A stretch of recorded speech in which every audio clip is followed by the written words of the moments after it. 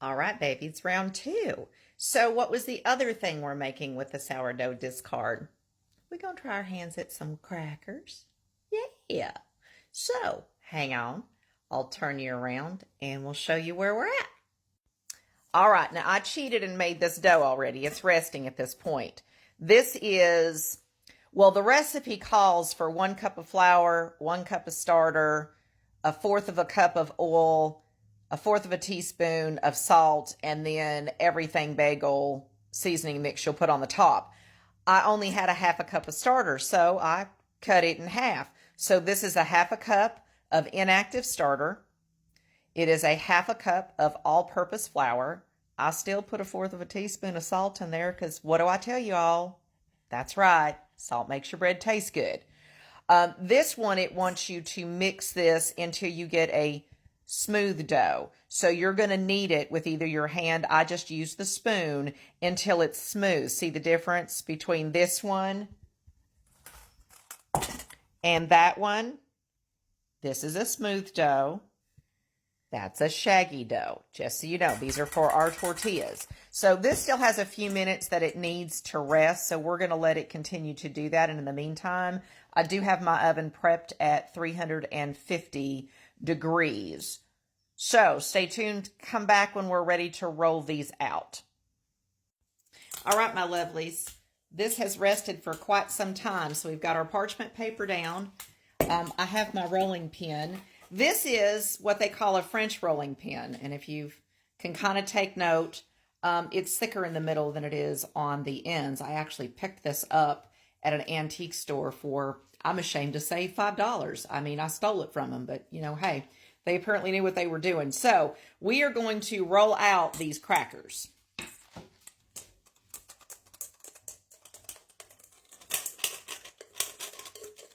Now, it didn't say anything about flouring the parchment paper. It just said to roll it out on parchment paper. So, well, that is exactly what we are going to do. I'm a little nervous. Well, no, okay. It's not terribly sticky. I'm still going to put a little flour on there. I don't like that. It doesn't say to, but I'm gonna flour my rolling pin. And what it wants you to do is it wants you to, you know, try to make a rectangle, I guess. What you could do as well if you wanted to, and this would be up to you, it would definitely make it cleaner and easier to do if you don't want to use the flour, is put another piece of parchment paper over the top of this and roll it in between.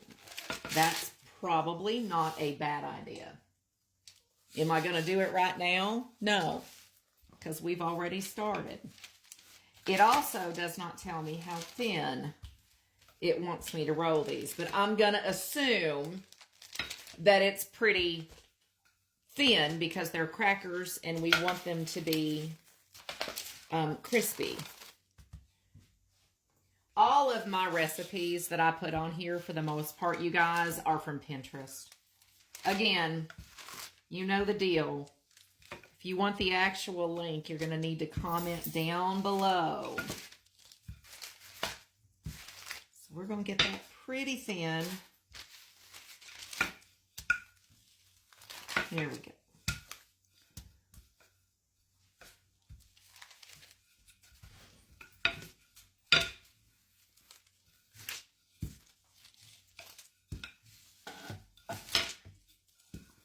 All right, that's pretty thin, okay? All right, now I lied. I forgot I had this. It's sesame ginger crunch with garlic, which this stuff is delicious, by the way. So that's what I'm going to put on the crackers. Now, I got a pizza cutter because I like it and they roll. But if you don't have a pizza cutter, don't stress out about it. Just use a knife. It's fine. We're going to cut this into, well, crackers. You can make them as big or as little as you like. I want them perfectly square, like a saltine. Perfectly square. I'm going to get the calipers out here. We're going to measure them. Well, I wish you the best of luck, sir, because that's probably not going to happen. Now, these are going to be more Triscuit size. Now look if these come out a fail, we're going to figure it out together because this is the first time that I'm doing this recipe. So we'll figure it out. We are not removing these from the parchment paper. We are going to slide the parchment paper. Well, that's a little bigger than Triscuit size. We're going to slide this right onto the baking tray.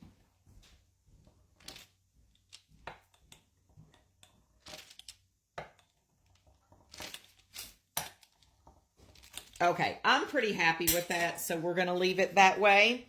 Now, actually, I'm going to put this on the baking sheet first. Then we'll put the stuff on it. All right, just pick it up. That's all you got to do. Now, we see that it's off to the side a little bit, so guess what you do? Just move them over. It's okay. It will be fine. No one's going to die. And these crackers will still come out. I could have maybe left them there, but I'm not going to. We just move them around a little bit. There you go. It's all good. All right. Now, we're going to put this over top 7 because that's what it said to do. And then it says for us to bake these for 15 to 20 minutes at 350. So that's exactly what we're going to do. All right, my lovelies. So here we go. What I did, we started out at 15 minutes. That was not long enough. I gave it another 5 minutes.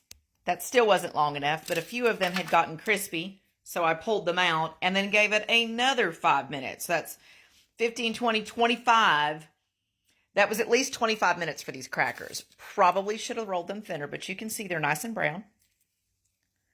Right? They look good. Yo, they're hot because I legit just pulled these out. I pulled these out a little earlier, so we'll try them. Hang on. All right. Now this has the sesame ginger crunch with garlic.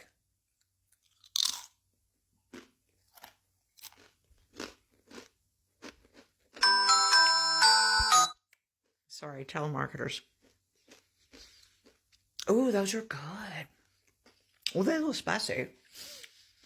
I forgot this stuff is a little on the spicy side. I love it, though. It's really good in tuna. It's good on all kinds of things. I eat it on my avocado toast. It's delicious. Okay, this is a winner. This is a winner. So you guys know the rules. If you want to try these crackers and you want the recipe, comment down below. And we'll send it to you. Stay tuned because we've got tortillas we got to finish up later, okay? All right. Love you.